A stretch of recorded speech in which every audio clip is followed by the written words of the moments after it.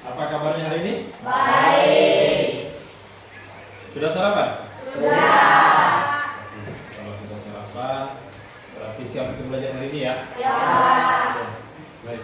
Sebelum kita mulai kegiatan kita hari ini, sebagai umat yang beragama, mari kita mulai dengan doa. Silakan, siapa yang memimpin doa? Ya, silakan. Sebelum belajar, marilah kita berdoa menurut agama masing-masing. Berdoa mulai.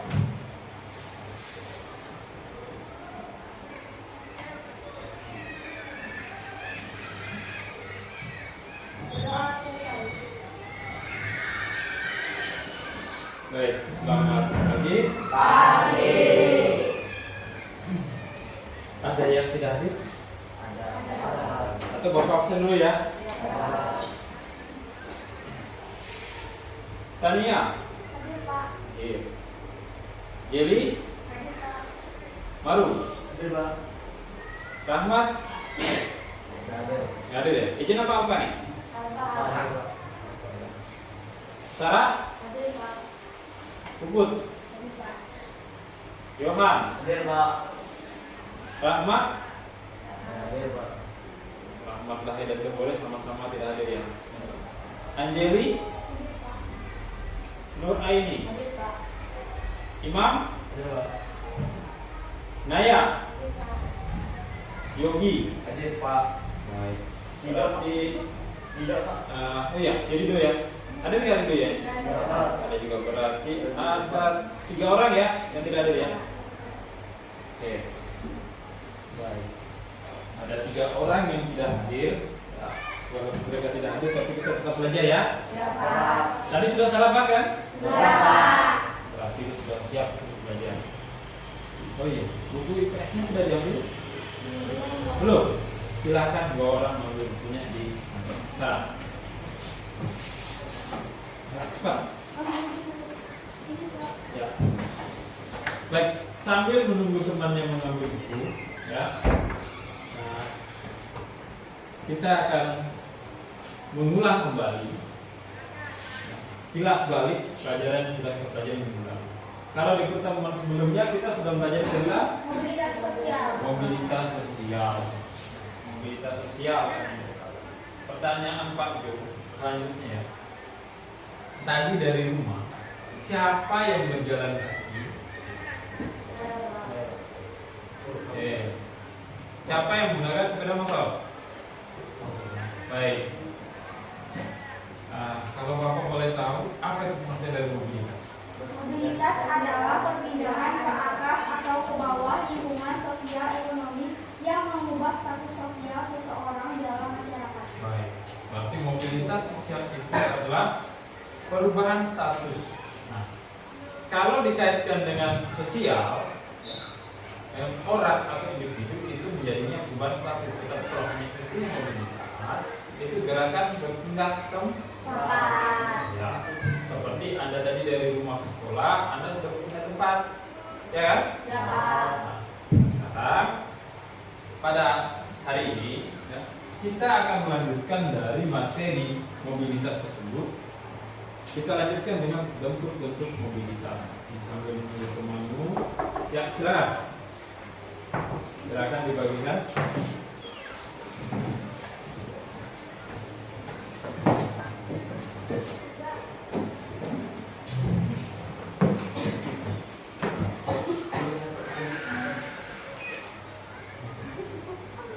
Sudah?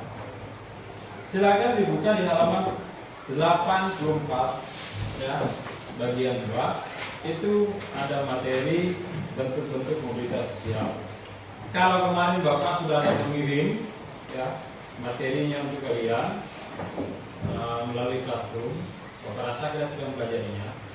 Ya, pasti sudah ada yang baca ya? Ya, Pak. Baik. Untuk pelajaran hari ini, kalian akan saya bentuk kelompok. Tetapi nanti setiap kelompok ini memiliki tanggung jawabnya masing-masing. Karena ini berbicara tentang bentuk-bentuk mobilitas, ya. Nanti yang akan kita kaji apa sih bentuk mobilitas itu? Biar mempermudah kita dalam belajar, Bapak sudah menyediakan handout. Setiap kelompok mendapatkan 1, ya. Ini untuk kelompoknya Bapak sudah bagikan. Nanti Bapak bacakan namanya, silakan berpindah tempat. Ya, satu meja itu setidaknya bertiga. Oke, baik. Kelompok pertama Tania, Celi, dan Maru. Silakan pindah tempatnya kemana? Ayo. Atau di tengah saja tidak apa-apa. Biar di tengah saja. Kelompok kedua Sarah, Puput, dan Yohan. Di depan sini saja atau di sana? Di sini. Biar kelihatan kelompoknya.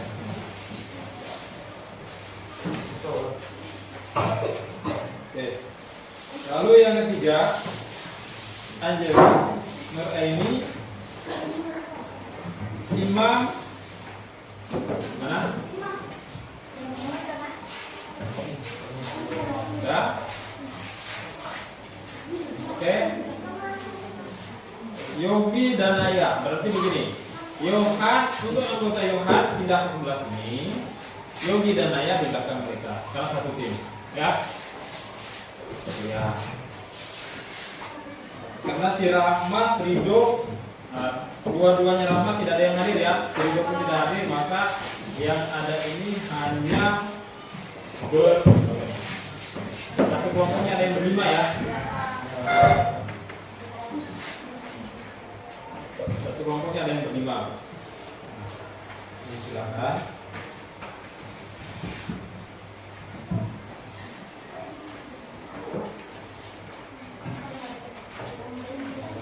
Ada yang berlima ya. Baik.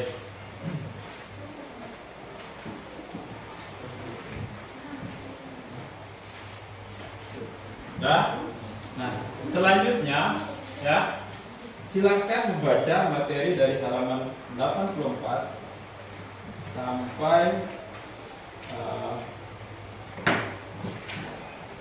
saya kasih waktu 15 menit ya untuk membaca ya. Sebelum nanti Bapak jelaskan materinya. Bisa? Silakan.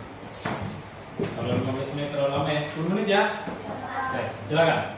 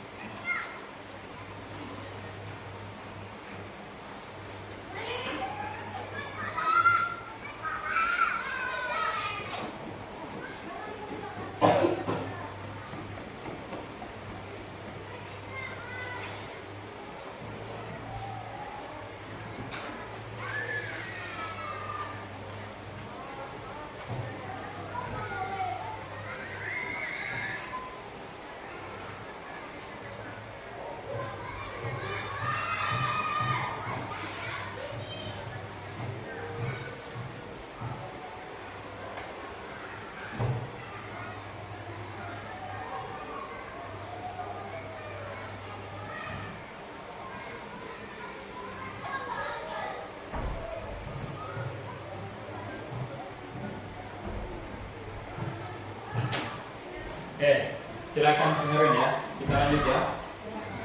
Setelah kalian membaca, jadi setelah membaca materi, mungkin ada sedikit yang kalian ingat, ya, bahwa bentuk-bentuk mobilitas sosial itu ada di kehidupan kita sehari-hari. Nah, untuk selanjutnya, Bapak akan memberikan materi tentang bentuk mobilitas sosial menggunakan poin-poin. Nanti silakan disimak. Ya, kalau ada pertanyaan silakan bertanya. Kira-kira sebelum Bapak mulai ke sana, bentuk mobilitas sosial tadi apa? Sudah ada gambaran atau bagaimana? Ketika membaca sebentar tadi, ada nggak? Ada apa? Mobilitas vertikal ya. Oke, sama seperti tadi dikatakan oleh Putri Angelit di awal, bahwa mobilitas itu adalah perubahan sosial, baik individu atau kelompok, ya. Itu arahnya naik ke atas atau turun ke bawah. Itu salah satunya. Oke, baik. Untuk selanjutnya kita sama-sama belajar, ya. Kita siapkan dulu.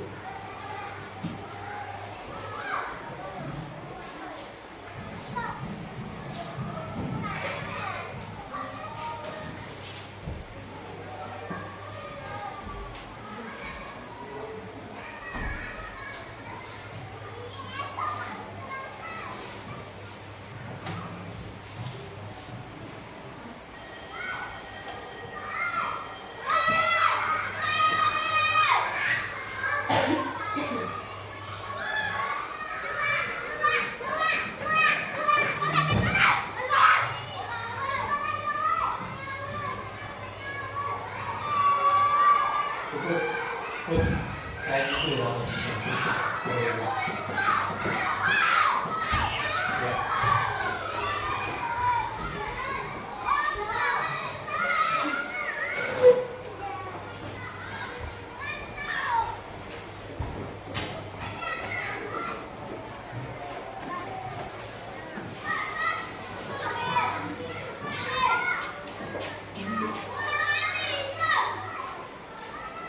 Ada ya.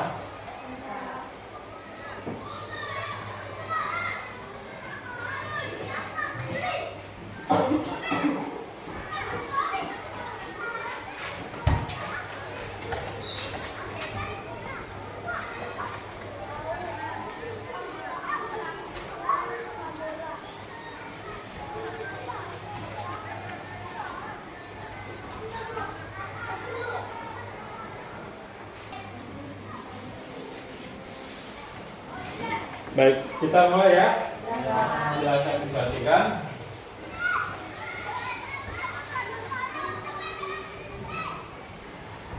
Baik, mobilitas sosial ya. Di sini yang akan kita bahas adalah bentuk-bentuk mobilitas sosial.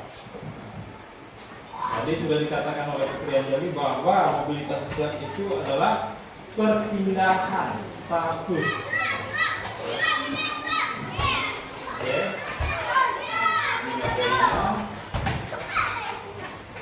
Tujuan pembelajaran pada materi ini adalah yang pertama menjelaskan pengertian mobilitas sosial. Ini sudah kita laksanakan di pertemuan sebelumnya, tetapi di pertemuan ini kita kembali diingatkan karena kita akan belajar tentang bentuk-bentuknya.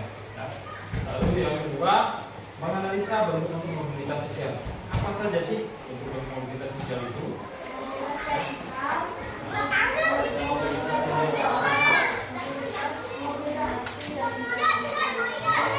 Baik.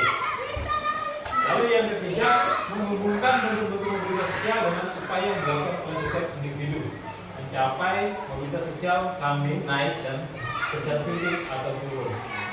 Ini nanti hasilnya itu dari diskusi Anda. Ini akan kita lanjut di pertemuan selanjutnya. Ya. Lalu terkait menyajikan laporan hasil diskusi. Setelah didiskusi di sini, nanti Anda akan menyajikan, memaparkan hasil diskusi Anda di depan kelas. Pertanggungjawabannya dari setiap kelompok. Ya? Oke. Baik. Yang pertama, ini pengertian awal dari mobilitas sosial tadi ya, bahwa mobilitas sosial itu dari bahasa Latin yang artinya mobilis ya. Apa artinya ini? Yang berarti mudah dipindahkan atau banyak bergerak dari satu tempat ke tempat lainnya. Oke, baik. Kita lanjut. Pengertian mobilitas sosial ya. Yogi, coba dibacakan. Pengertian mobilitas sosial adalah perpindahan ke atas atau ke bawah hubungan sosial ekonomi yang mengubah status sosial seseorang dalam masyarakat. Ya. Ini sudah kita bahas di pertemuan sebelumnya. Ya. Tetapi kenapa kenapa ini dimunculkan kembali? Karena hari ini yang akan kita pelajari adalah bentuk-bentuk dari mobilitas sosial ini sendiri. Ya, ini sudah paham ya? Dari minggu kemarin sudah 2 kali teman-teman masih bahas ini juga. Oke, kita lanjut. Nah, ini salah satu gambar contoh mobilitas sosial masyarakat kita sekarang. Nah, karena selesai masa pandemi, masa COVID, maka kita masih diwajibkan untuk menggunakan masker. Ya, walaupun sekarang di sekolah-sekolah sudah dilonggarkan. Bentuk-bentuk mobilitas sosial. Yang pertama adalah mobilitas sosial vertikal. Nah, kalau vertikal berarti apa itu? Ada yang naik, ada yang turun ya. Karena vertikal garis, kalau garis vertikal kan tinggi dan rendah ya. Baik. Silakan si ini coba dibacakan.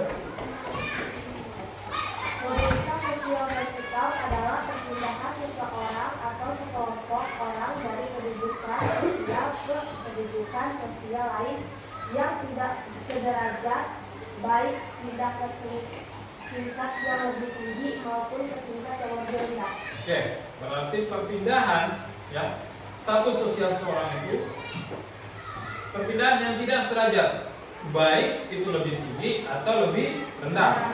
Nah, kira-kira ini apa contohnya?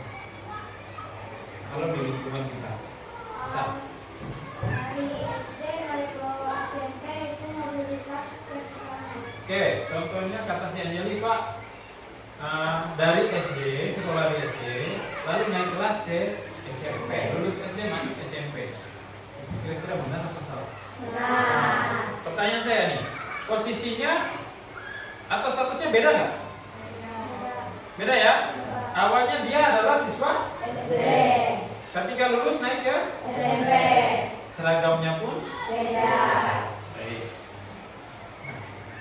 Dalam mobilitas sosial vertikal ini ada mobilitas sosial vertikal naik. Salah satu contohnya tadi yang disampaikan oleh si Putri Anjali. Ya. Lalu yang kedua ada mobilitas vertikal turun sosial atau social shifting. Kira-kira ada yang bisa memberikan? Ya. Seperti tadi sampai dari pindah kondisi jadi Oke, si Angel, maaf, siapa si Geli menyampaikan bahwa Pak seperti Pak Polisi Sambo, dia itu seorang perwira, ya, karena ada kasus lalu menjadi tahanan. Benar ya? Berarti awalnya dari seorang perwira dihormati orang menjadi tahanan, berarti turun kan? Oke, baik. Nah, di sini ada gambar, ini pasti kenal ya? Siapa ini? Pak Jokowi. Pak Jokowi. Pak Jokowi itu mengalami mobilitas vertikal naik atau vertikal turun? Naik. Kenapa naik? Karena dia dari pekerja kayu sampai ke Dari pekerja kayu, bukan pekerja kayu ya, seorang pengusaha mebel, ya, menjadi seorang. Lalu yang kedua, yaitu salah satu contohnya adalah ini, ya, seperti kata si Deli tadi, Pak seorang perwira menjadi tahanan. Kenapa dia menjadi tahanan? Karena terlibat kasus pembunuhan. Nah, jadi status sosial seseorang itu dapat berubah ketika ada suatu peristiwa yang terjadi pada dirinya. Ya, bisa meningkat, bisa menurun kalau dia di mobilitas sosial secara vertikal. Kira-kira ada pertanyaan nggak? Nggak ada. Kalau begitu Bapak yang tanya ya. Kalau tidak ada yang mau bertanya ya itu Bapak yang tanya. Mobilitas sosial vertikalnya ada berapa? dua. Apa saja? Oke, baik. Kita lanjut ya. Bentuk-bentuk mobilitas sosial vertikal. Bentuk-bentuk mobilitas sosial. Nah, yang selanjutnya adalah mobilitas sosial horizontal. Kalau vertikal naik turun, maka horizontal itu kemana? Sama kata. Tetap ya.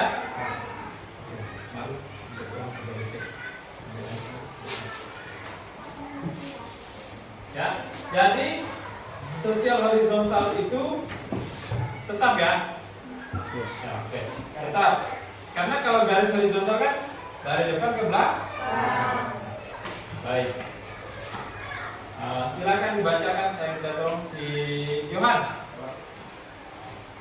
Dua, mobilitas sosial horizontal adalah perpindahan status sosial seseorang, sekelompok orang dalam lapisan sosial yang sama sederajat.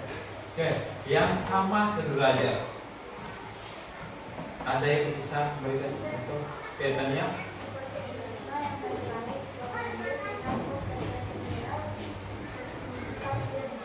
Oke, kalau di tempat kita sini ya ada salah satu guru, kalau ya namanya Guru Sinap, beliau itu dari SMP Lahe ya. Nah, dari SMP Lahe sebagai guru IPA, pindah ke SMJL sebagai guru IPA.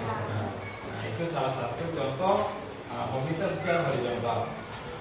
Di sini ada gambar, ya. Ini tidak ada orang yang mirip seperti ini ya, tapi hanya animasi. Bahwa guru yang berbeda tempat juga dengan status yang sama sebagai guru. Tapi kalau guru itu pindahnya dari Lahe ke SMJL, lalu di SMJL dia menjadi seorang kepala sekolah, itu termasuk mobilitas yang mana? Perhatikan lagi ya. Nah, kalau mau berbalik, misalnya Pak Boy dari SMJL, sekolah SMJL, pindah ke sekolah SDN 1 Lahe, menjadi seorang paman sekolah. Turun apa naik? Turun. Kenapa turun? Jabatannya turun ya? Oke, karena status utamanya itu sebagai guru. Baik. Kita lanjut ya. Yang ketiga, mobilitas sosial antar generasi dan intragenerasi. Nah, mobilitas ini terjadi ya. Kalau kemarin kalian sudah ada membaca handout-nya, sudah membaca materi yang Bapak kirim kemarin, otomatis kalian sudah tahu ini. Kira-kira ada yang bisa memberikan penjelasan begini? Ayo, ada? Silakan, kalian jadi.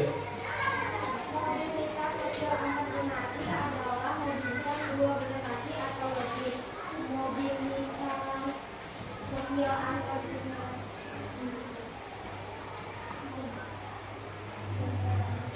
Ada? Ya, boleh Sarah, tambahkan. Mobilitas tiga generasi adalah mobilitas yang dialami oleh seseorang atau sekelompok orang dalam satu generasi. Ya, seseorang atau sekelompok orang dalam generasi ya. Nah, kita catatan.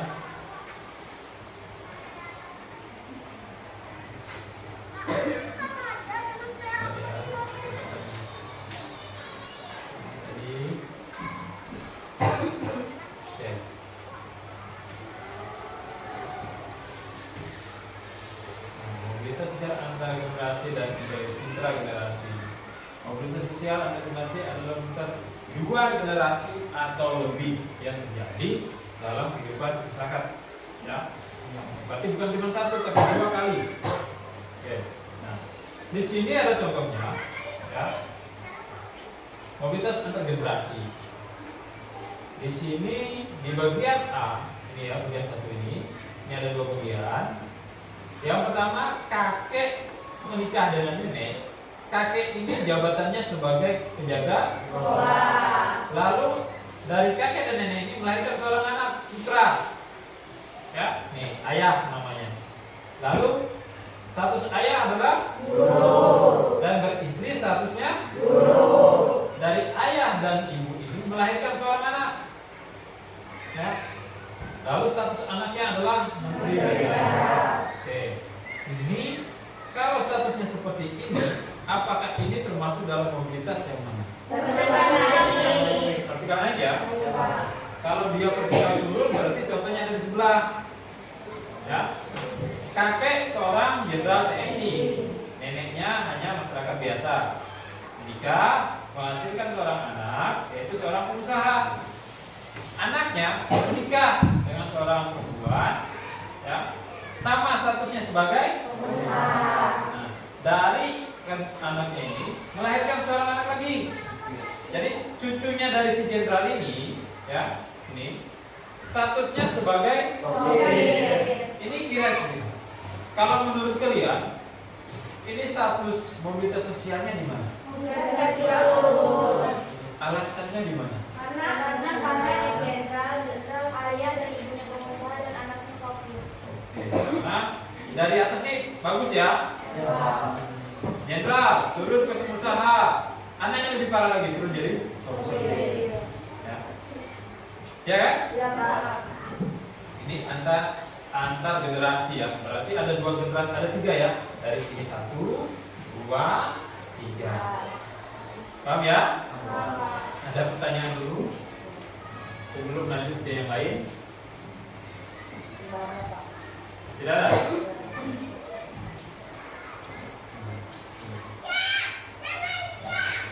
Oke, lanjut ya. Kalau tidak ada pertanyaan, kita mau lanjut. Yang keempat, mobilitas intragenerasi. Naya, coba bacakan Naya.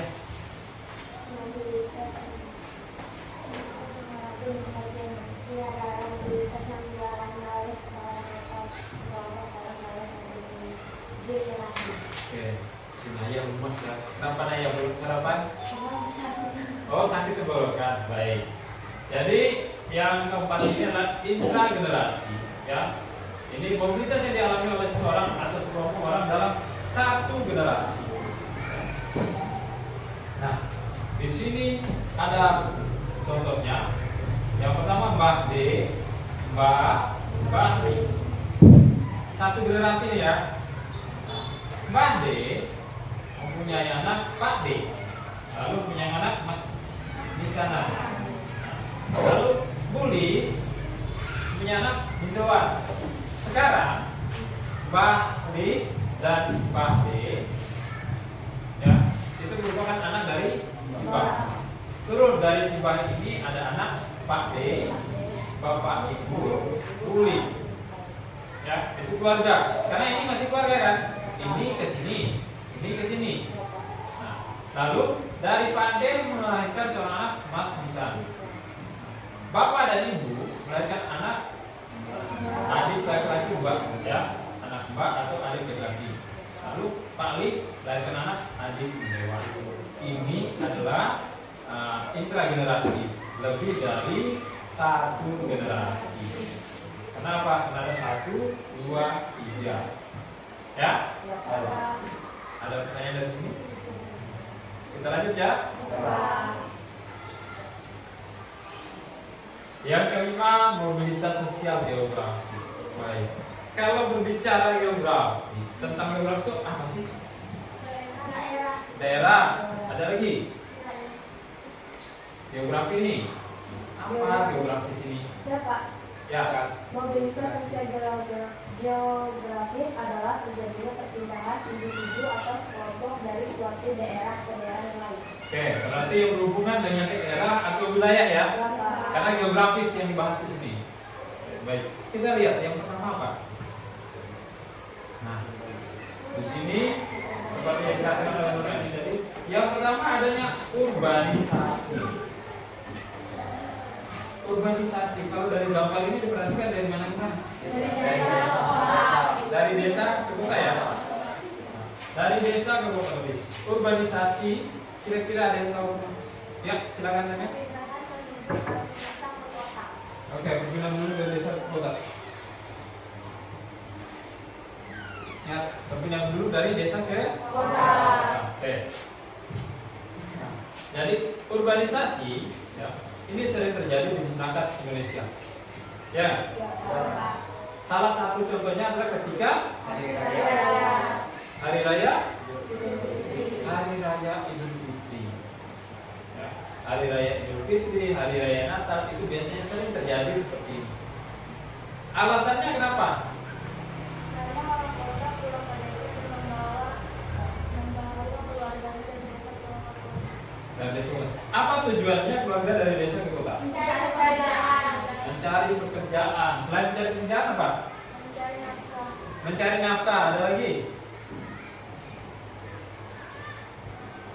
Ini yang ngomongnya dari tadi diam terus, kenapa? Kurang makan dari rumah. Ya. Pak, menambah ekonomi yang kuat.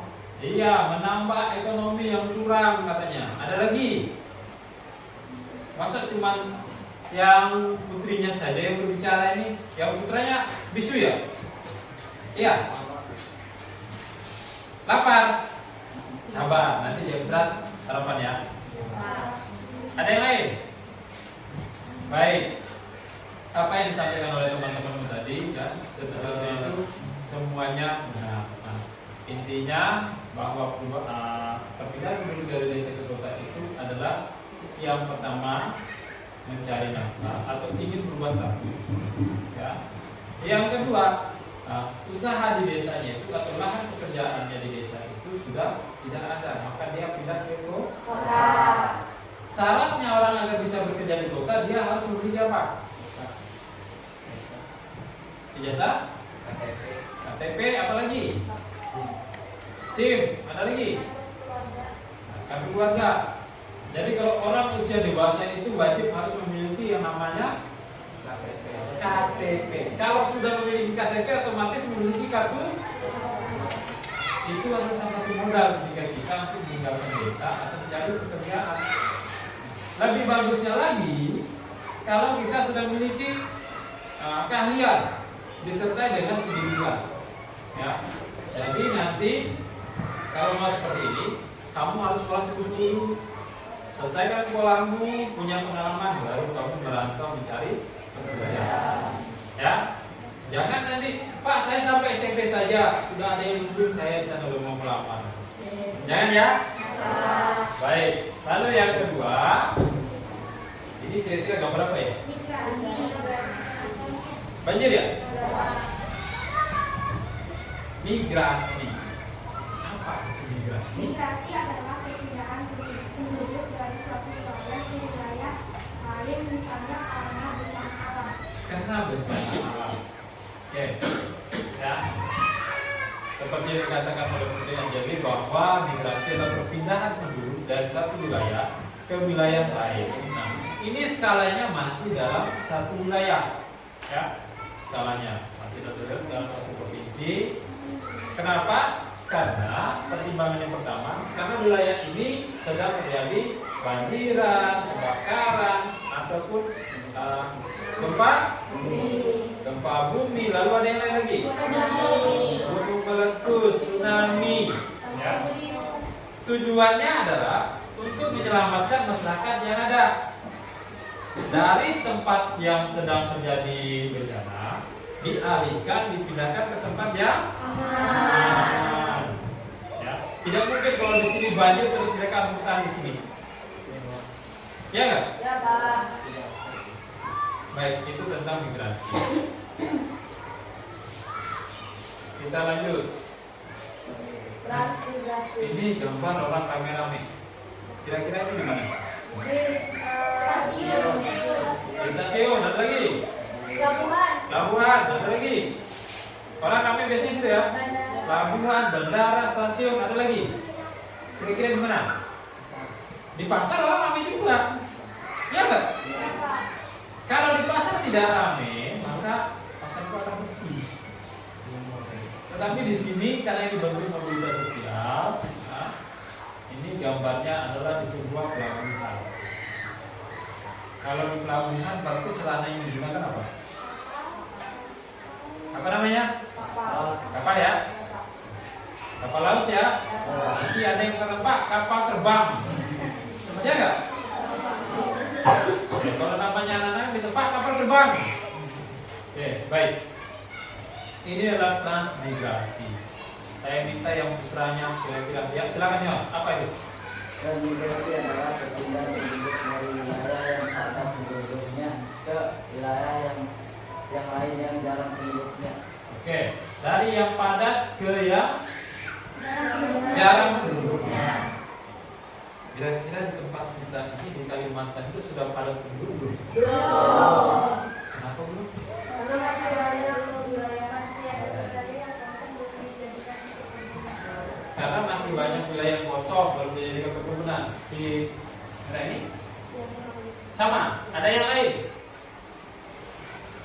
Ada nggak? Kenapa? Masih banyak yang lain. Oke. Jawabannya yang pertama adalah karena Kalimantan Tengah. Semua jawaban yang Anda berikan tadi benar, tapi salah satunya adalah Kalimantan Tengah masih memiliki hutan yang persebaran penduduknya untuk di wilayah Kalimantan Tengah itu belum merata. Kita tidak usah jauh-jauh, kita ambil contoh dari sini. Siapa yang dari Bengkok Kanan? Nah, ya ini yang dari Bengkok Selatan. Kalau kita pulang dari sini, kita keluar dari sini, dari kebun PT Sakti Majalah. Ketika kita keluar menggunakan jalan raya, jalan trans lain untuk itu, ya. Dari SMJL sampai depan Merah, dari Bengkukus sampai Lahe itu masih ada perumahan. Ya, setelah Lahe ke arah Galwing sana sepi atau ramai? Sepi ya. Ada juga rumah tapi hanya 1-2 ya. Lalu setelah Gawing sampai Teluk Batu itu ramai. Ada perumahan, ada warungnya, ada jadi juga tidak susah gitu. Tapi ketika melewati Teluk Batu, ya ke arah Timpak itu hampir 25 kilo tidak ada perumahan. Makanya dikatakan bahwa Kalimantan Tengah ini masih kurang penduduknya. Kalau di Kalimantan Tengah masih kurang penduduknya, lalu dari provinsi mana yang sudah ada penduduknya? Jawa. Dari Jawa, ada lagi? Sumatera, Sulawesi, ada lagi?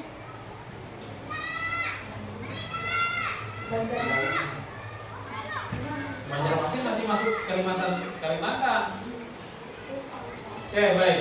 Salah satunya adalah dari Jawa, ya.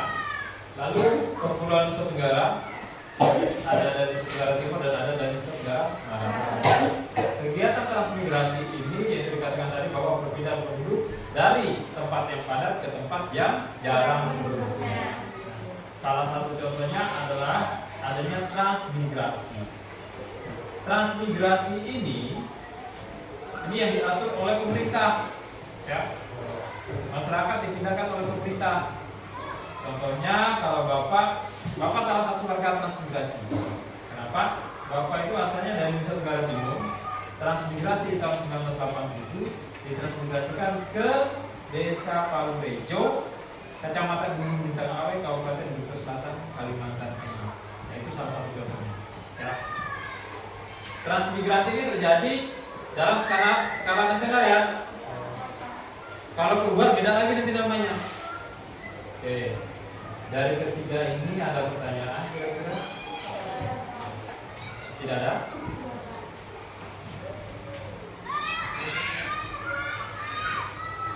Kita lanjut ya.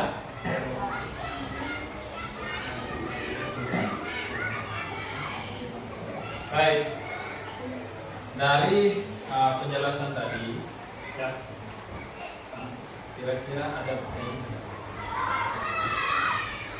Ada yang mau ditanyakan? Tidak ada? Oke, kalau tidak ada, Bapak akan menayangkan sebuah video. Semoga ini bisa meningkatkan daya pikiran kalian atau pengertian kalian tentang mobilitas sosial. Nah, nanti silakan disimak, dicatat kalau ada yang penting. Karena setelah ini nanti Bapak akan membagikan LKPD. Anda akan bawa dulu bekerja, ya. Kerjanya secara kelompok sama-sama. Paham ya? Iya, Pak. Baik. Bentar ya.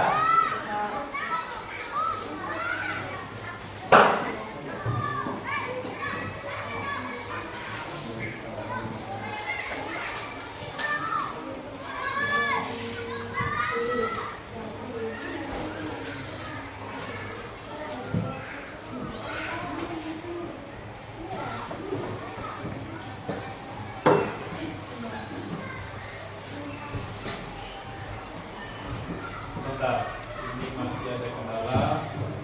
Ternyata buktinya belum disampaikan.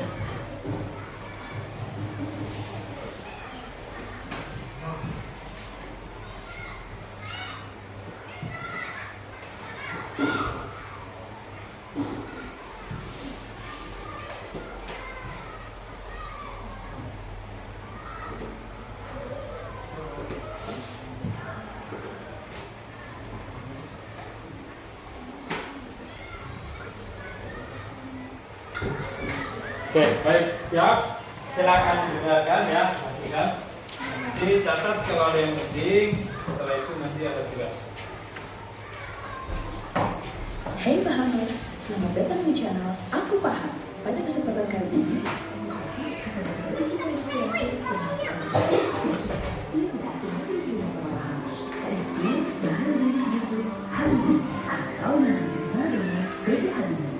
Presiden Republik Indonesia yang ketiga sekaligus Bapak Teknologi Indonesia yang menjadi dikenal dunia dan menjadikannya Mr. Right sejak dia menemukan rumus faktor Habibie.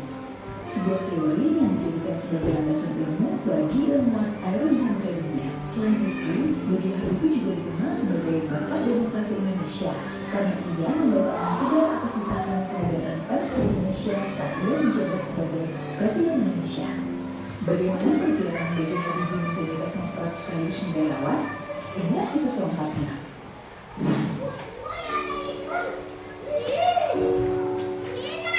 B.J. Habibie lahir pada tanggal 25 Juni 1936 di Parepare, Sulawesi Selatan. Ayah Habibie adalah seorang ahli pertanian dan ibunya adalah seorang dokter spesialis mata. Habibie kecil adalah pribadi yang lebih suka menyendiri. Hobinya adalah membaca buku.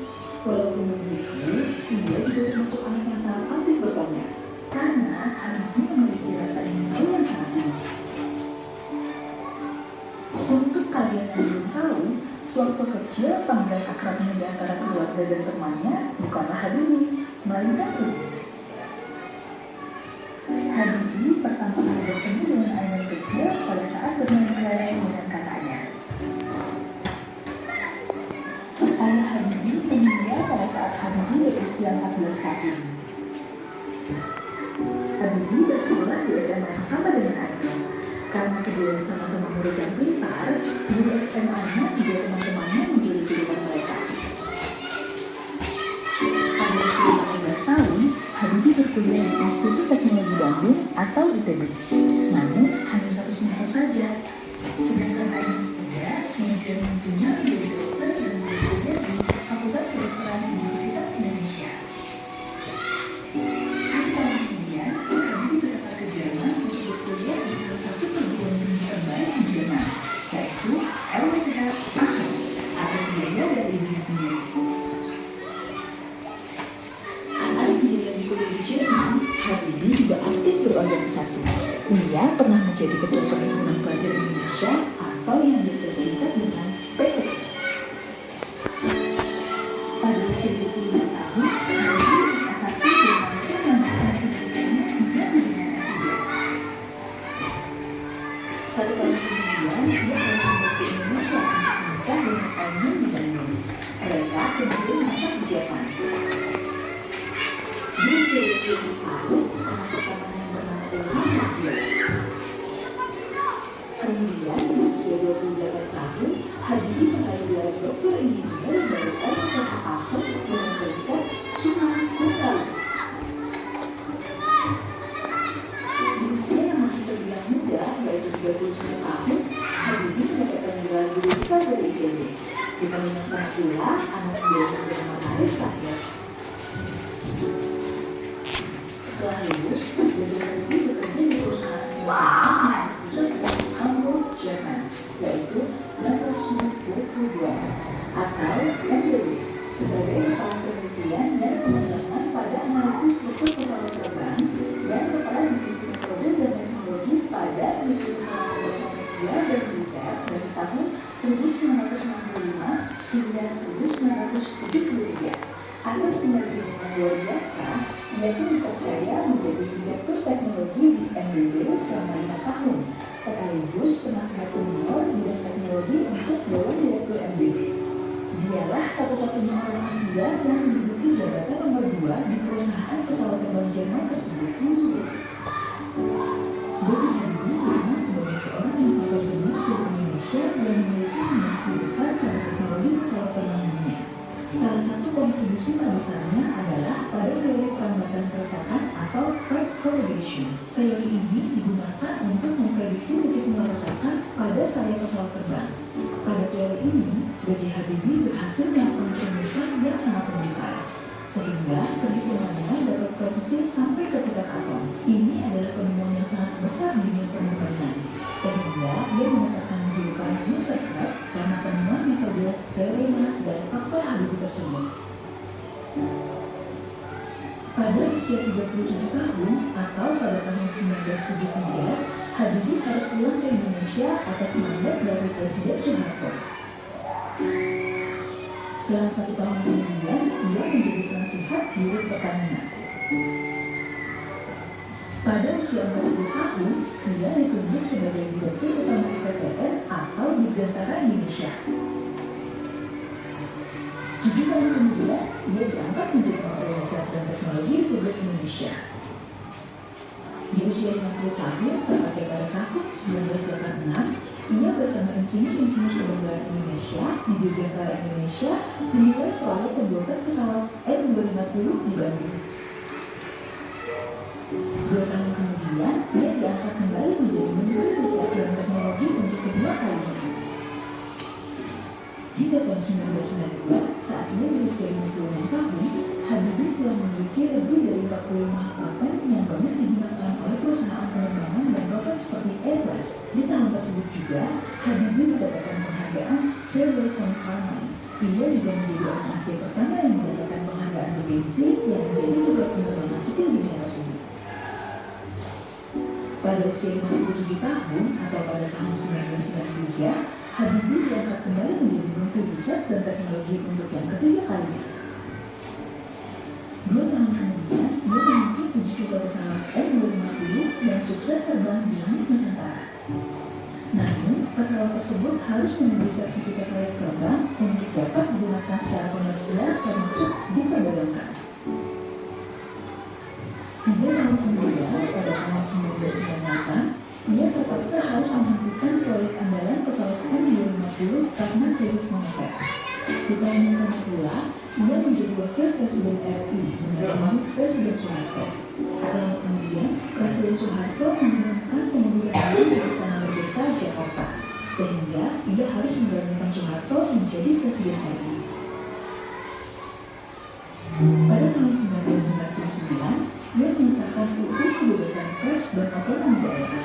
Di tahun yang sama pula, nomor 7 lepas dari Indonesia. Akhirnya, Habibie harus turun dari jabatan sebagai presiden setelah laporan pertama Piagam ditolak oleh Ankara.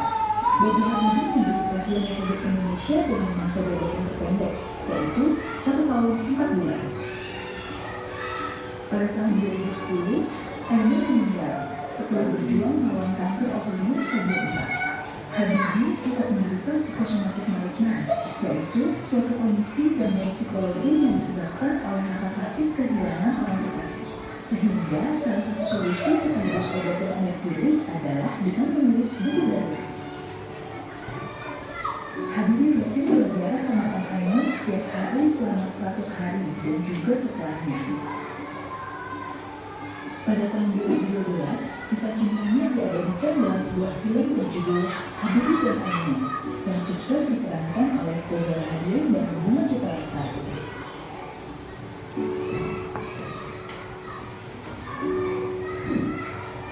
B.J. Habibie meninggal di usia 83 tahun, tepatnya tanggal 11 September 2019 di Jakarta. Ia dimakamkan tepat di samping makam Ainun.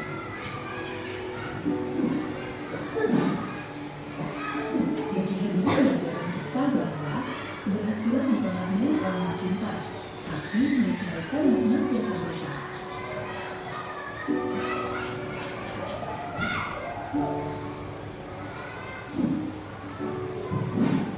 Oh, paham sekarang?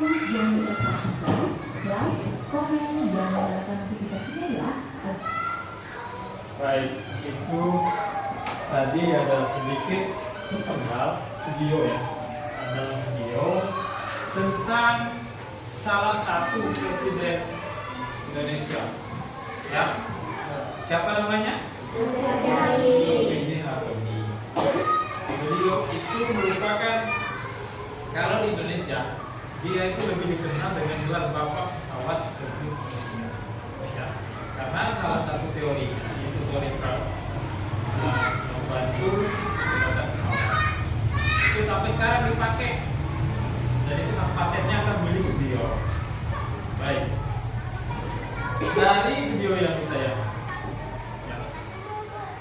apa yang kalian peroleh? Silakan angkat tangan. Siapa yang punya? Yang punya apa sih yang kamu peroleh dari video yang Bapak tayangkan tadi? Ada nggak? Ayo, ada nggak? Ya, silakan.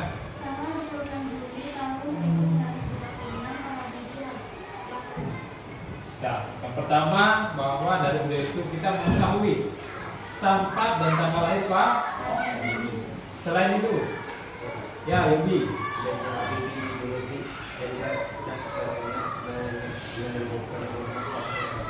Iya, rumus faktor Habibie. Salah satu orang Indonesia yang merumuskan rumus faktor. Untuk apa? Untuk dunia penerbangan pesawat, atau dia lebih dikenal dengan istilah Mr. K. Ya.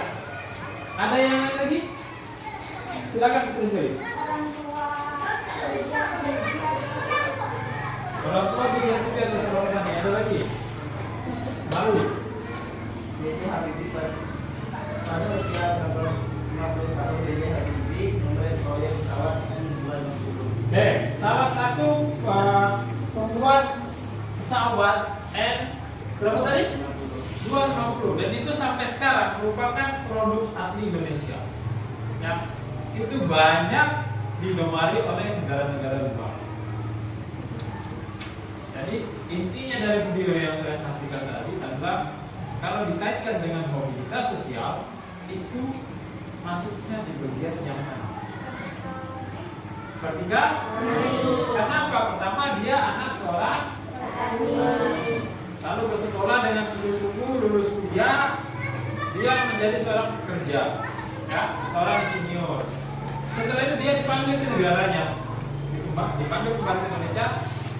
Jabatan pertama yang dia miliki adalah seorang menteri, ya kan?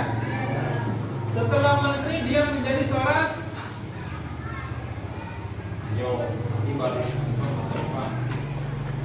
wakil presiden. Zamannya siapa ketika itu? Pak Soeharto. Baik. Setelah menjadi wakil presiden, dia diangkat lagi menjadi presiden. Mobilitas sosialnya terus meningkat sampai pada jadi Presiden Soeharto. Menjadi Presiden Republik Indonesia yang keberapa? Yang keberapa? Yang ketiga ya. Jangan sampai salah nanti kalau ditanya presiden nanti itu presiden keberapa? Ketujuh Pak. Kan lucu. Masih ingat nama-nama presiden kita? Ingat Pak. Yang pertama siapa? Yang kedua? Soeharto. Yang ketiga? Habibie. Yang keempat? Yang kelima?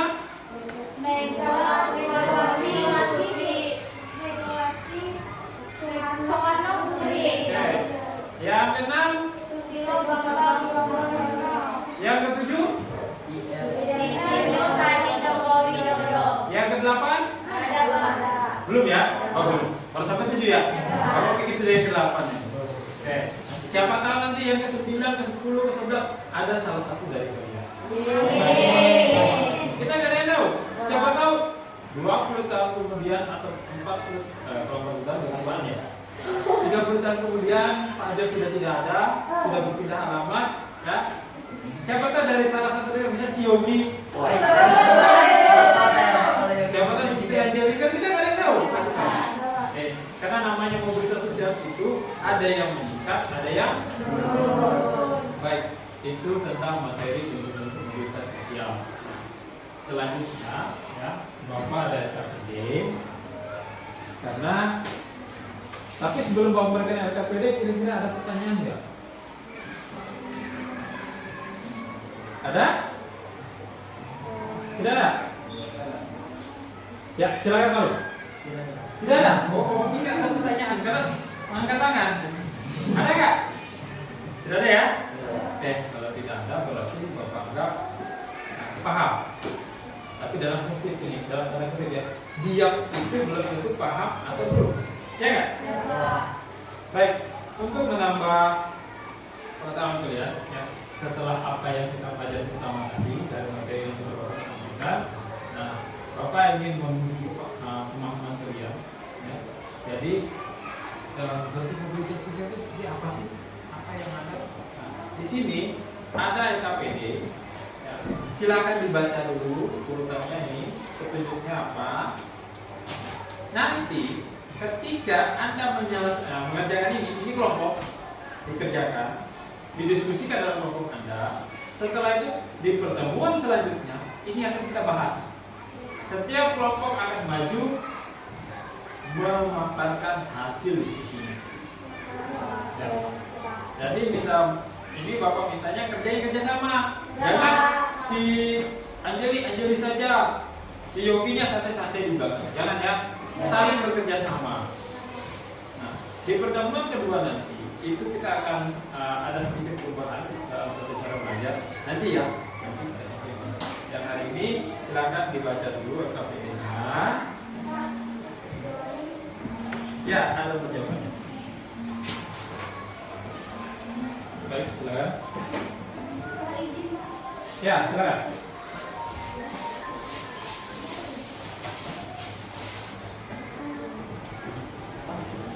Baik, kira-kira berapa menit untuk menyelesaikan ini LKPD-nya? Berapa menit? Untuk bacanya. Ya langsung dikerjakan, langsung dijelaskan di situ.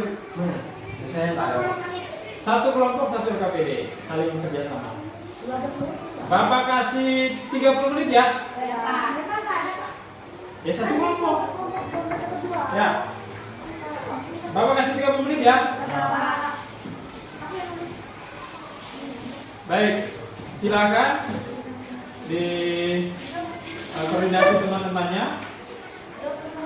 Ada lembarannya di situ, coba dicek ada nggak? Ada kalau tidak salah. Nah, ya, oke. Ya, kelompok satunya Tania, kelompok duanya Sarah, kelompok tiganya Putri Adeli. Silakan. Jawabannya kalau kolomnya kurang, ya boleh di belakang di lembaran yang kosong ditambahkan. Asal diberi nomor ya. Cek ya. Silakan.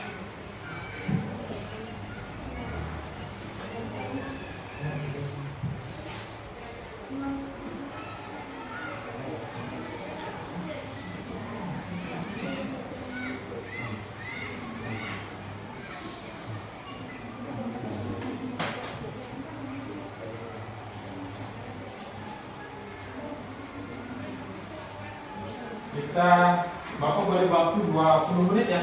Kalau 30 menit kelamaan. Ya, 20 menit ya. 20 menit dimulai dari sekarang. Yogi jam berapa sekarang? Ini punya jam saja tidak tahu jam berapa. Jam 9.32 Pak. Jam 9.32 tambah 20 menit berarti jam 9.52 ya. Ya enggak? Ya. Oke.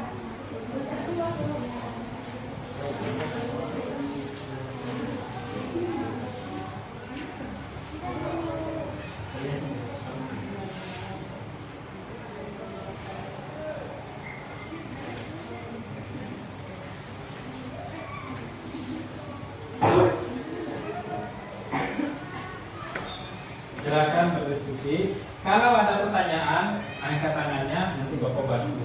Kalau ada kesulitan, kita sama-sama belajar. Jangan karena ini tugasnya kami jadi pajak kayak gitu kita sama. Ya.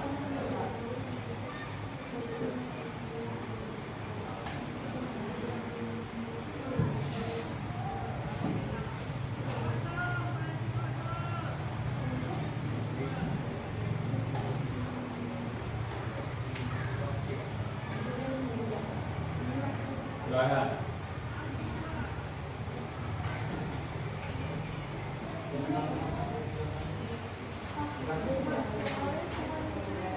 Iya. Iya, cuma 3. Karena 3 kelompok kan. Bapak buatkan cuma 3. Jadi silakan kalian jelaskan masuk yang mana, masuk mobilitas yang mana. Baik. Ini ada pertanyaan dari kelompok 1. Itu kan ada 3 soal, 3 LKPD, 1 LKPD tetapi ada 3 masalah. Itu yang Bapak tahu. Nah, silakan Anda menjawab dari ketiga-tiganya. Tapi di hari pertemuan selanjutnya nanti setiap kelompok akan mewakili 1 permasalahan dari ketiga ini. Ya. Jadi sekarang silakan dulu dijawab 3-tiganya. Ya. Nanti di minggu depan hasil jawaban Anda itu akan Anda pertanggungjawabkan dengan organisasi. Ya, nanti ada yang mau ke depan. Nah, untuk minggu depan sistemnya begini. Untuk pemilihan masalah yang akan Anda tampilkan minggu depan nanti akan saya uji setelah kita selesai ini. Nanti kelompok 1 dapat yang mana, kelompok 2 dapat yang mana, kelompok 3 dapat yang Pak, jawaban itu sama.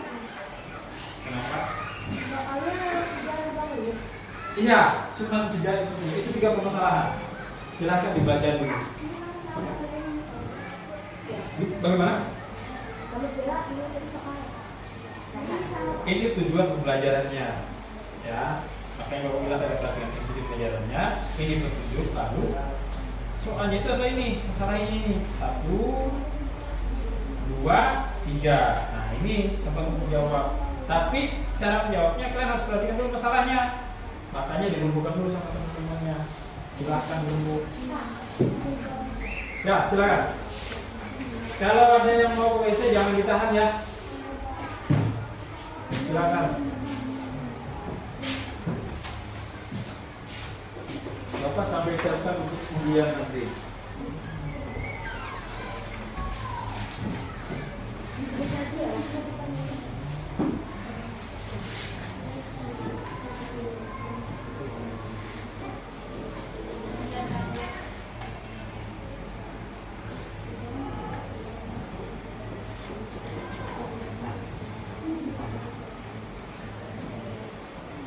Kalau ada pertanyaan silakan angkat tangan ya. Kalau ada kesulitan.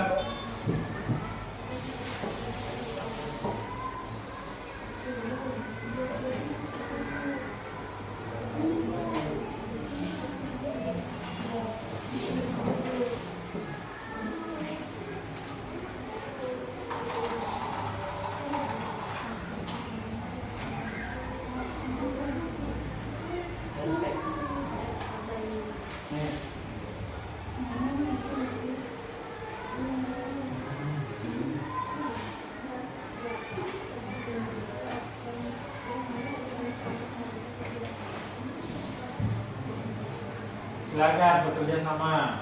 Karena ini kerjanya kelompok ya, bukan sendiri-sendiri ya.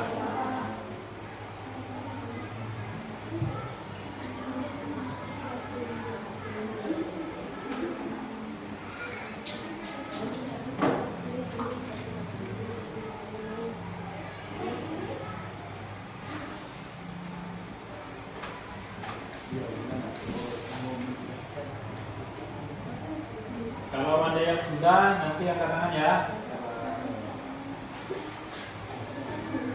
Maka Bapak sambil cek.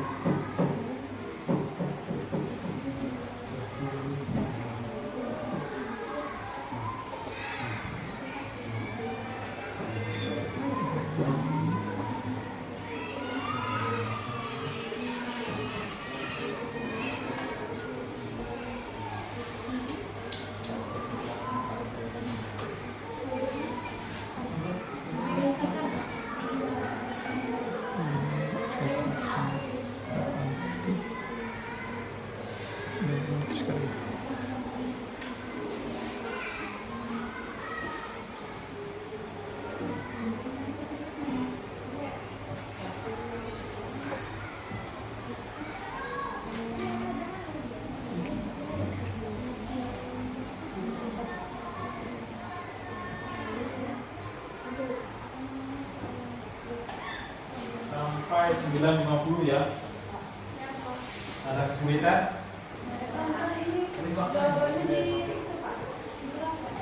Iya. Siapkan dulu nanti kan. Ya silakan. Karena kalau jawaban pasti punya alasan kan? Nah, makanya didiskusikan dulu sama temanmu. Ini kira-kira masuk mana? Boleh dituliskan di situ. Karena nanti biar enak ketika maju antar bawa ada bisa jelas. Ya. Silakan bekerja sama dengan temannya karena ini satu tim. Kelompoknya si Putri Anjali ada berlima ya. Jadi bukan cuma Anjali saja yang bekerja, sama-sama. Cari solusinya, cari apa masalahnya. Kalau masalahnya sudah jelas cukup ada 3. Nanti gantian.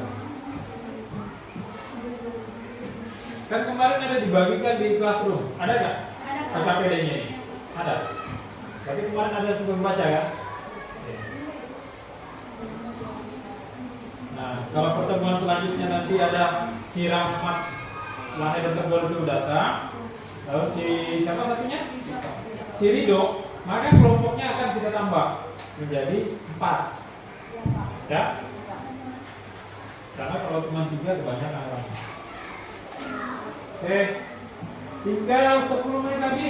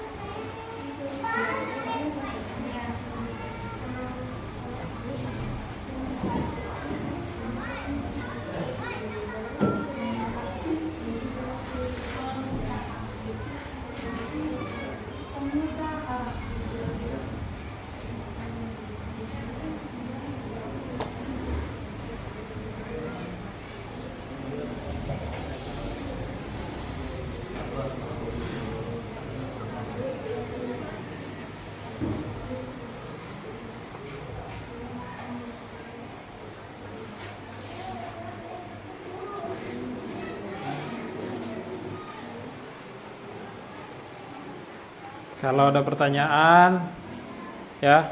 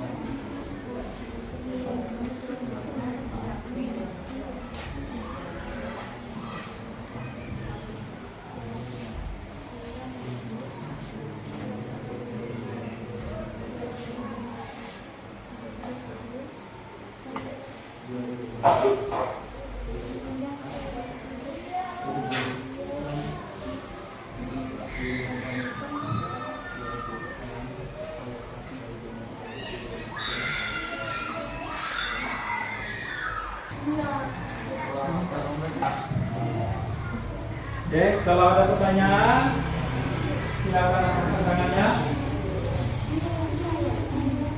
Ada?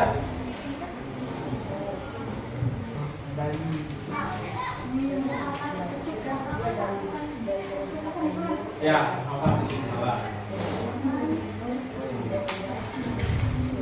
silakan berdiskusi dulu.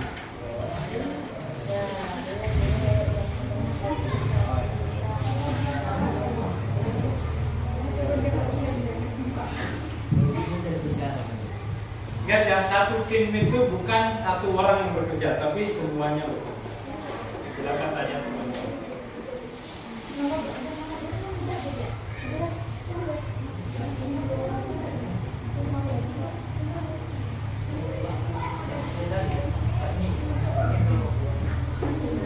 Ya, silakan dikerjakan dulu semuanya. Ya, nanti ini pertamanya itu kan pertemuan kedua selanjutnya, ya LKPD yang sudah dijawab, nanti kan semua menyampaikan jawabannya. Pak, nomor 1 itu ini, nomor 2 ini. Lalu setelah itu pertanggungjawaban ke kelompok. Hasil diskusinya apa sih tentang masalahnya nanti yang akan saya bagikan kelompok. Ya kan? Bapak sambil menyiapkan nomor undiannya ya.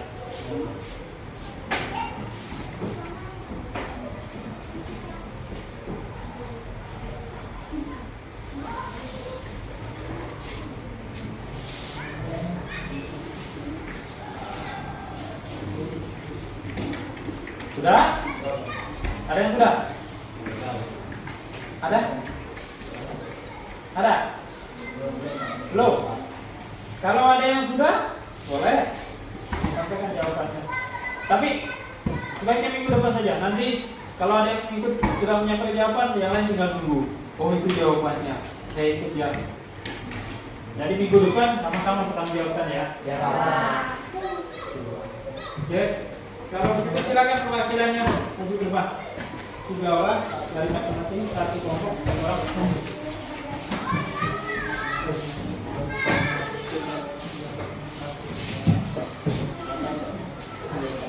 Silakan lanjut.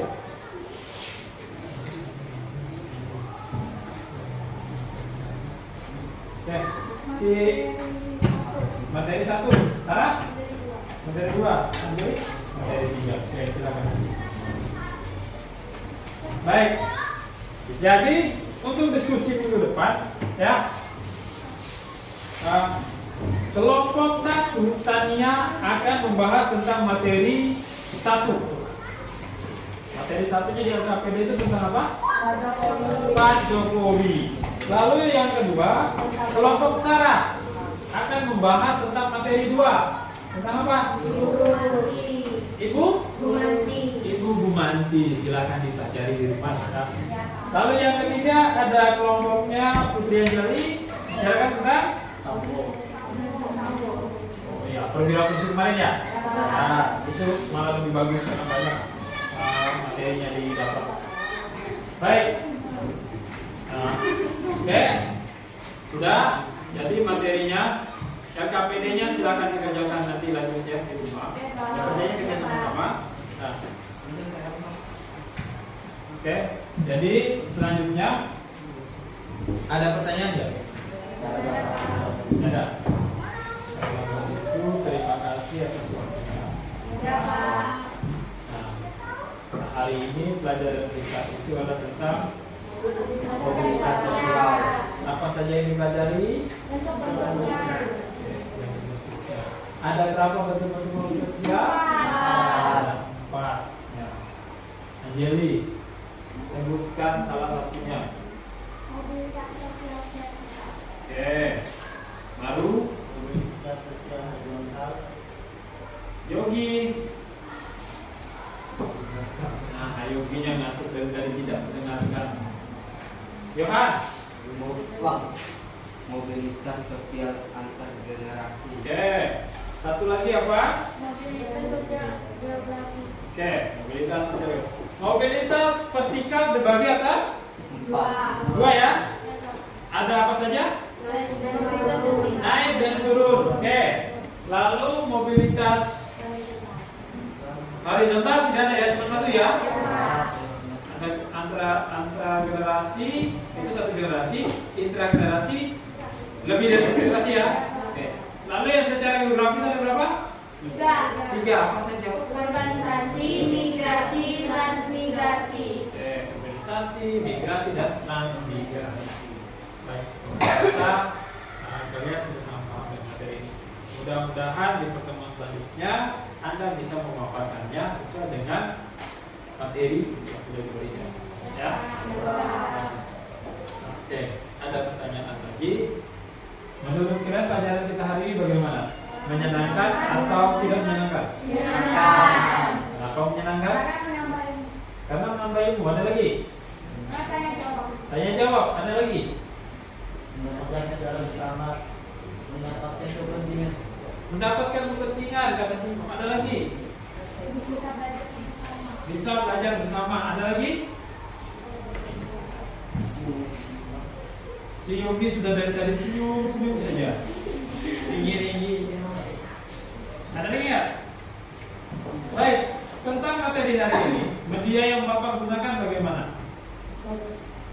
Hah? Bagus? Bagus apa enggak?